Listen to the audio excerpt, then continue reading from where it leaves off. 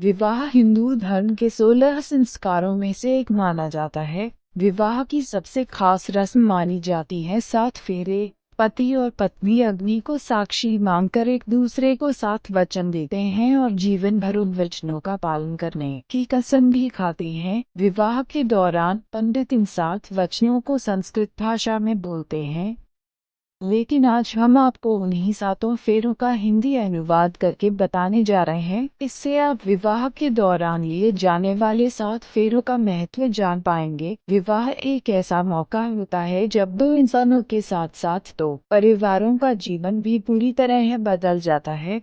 भारतीय विवाह में विवाह की परंपराओं में 7 फेरों का भी एक चलन है, जो सबसे मुख्य रस्म होती है। 7 फेरों में दूल्हा व दुल्हन दोनों से 7 वचन लिए जाते हैं। तो आइए जाने इन 7 वचनों का क्या होता है मतलब। पहला वचन, तीर्थ व्रतोद्यापन यज्ञ कर्म मया सह प्रियवयम कुर्या वामांगमायामि तदा त्वदीयं ब्रवीति वाक्यं प्रथम कुमारी। यहाँ कन्या वर से कहती है कि यदि आप कभी तीर्थ यात्रा को जाओ तो मुझे भी अपने संग लेकर जाना। कोई व्रत उपवास अथवा अन्य धर्म कार्य आप करें तो आज की भांति ही मुझे अपने वाम भाग में अवश्य स्थान दें। यदि आप इसे स्वीकार करते हैं तो मैं आपके वामांग में आना स्वीकार करती हूँ। दूसरा वचन, पूज्यो यथा स्वपितरौ ममापि तथेष भक्तो निजकर्म कुर्या वामांगमायामि तदा त्वदीयं ब्रूवीति। कन्या वचन द्वितीय।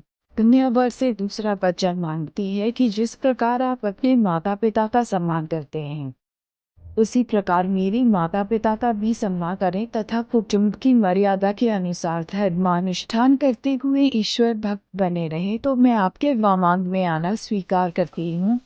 तीसरा वचन, जीवनमेव स्थापयं पालन आकुर्यात् वामांगम्यामि तदा त्वदीयं ब्रवीति। कन्या वचन तृतीयम्। तीसरे वचन में कन्या कहती है कि आप मुझे ये वचन दें कि आप जीवन की तीनों अवस्थाओं युवावस्था, प्रौढ़ावस्था, वृद्धावस्था में मेरा पालन करते रहेंगे तो ही मैं आपके वामांग में आने को तैयार हूँ। चौथा वचन, कुटुंब संपालन सर्व कार्य कर्तु प्रतिज्ञा यदि कात कुर्या वामांगमायामि तदा त्वदीयं ब्रवीति। कन्या वचन चतुर्थम। कन्या चौथा वचन ये मांगती है कि अब तक आप घर परिवार की चिंता से मुक्त थे, अब जबकि आप विवाह बंधन में बंधने जा रहे हैं तो भविष्य में परिवार की समस्त आवश्यकताओं की पूर्ति का दायित्व आप पर है। यदि आप इस भार को वहन करने की प्रतिज्ञा करें तो ही मैं आपके वामांग में आ सकती हूँ। पांचवा वचन, स्वस्यते कार्य व्यवहार क्रमण्ये व्यय मामापि मंत्रये था वामांगमायामि तदा त्वदीयं ब्रूते वच। पंचमत्र कन्या। इस वचन में कन्या जो कहती है वो आज के परिप्रेक्ष्य में अत्यंत महत्व रखता है। वो कहती है कि अपने घर के कार्यों में विवाह लेन देन अथवा अन्य किसी हेतु खर्च करते समय यदि आप मेरी भी मंत्रणा लिया करें तो मैं आपके वामांग में आना स्वीकार करती हूँ।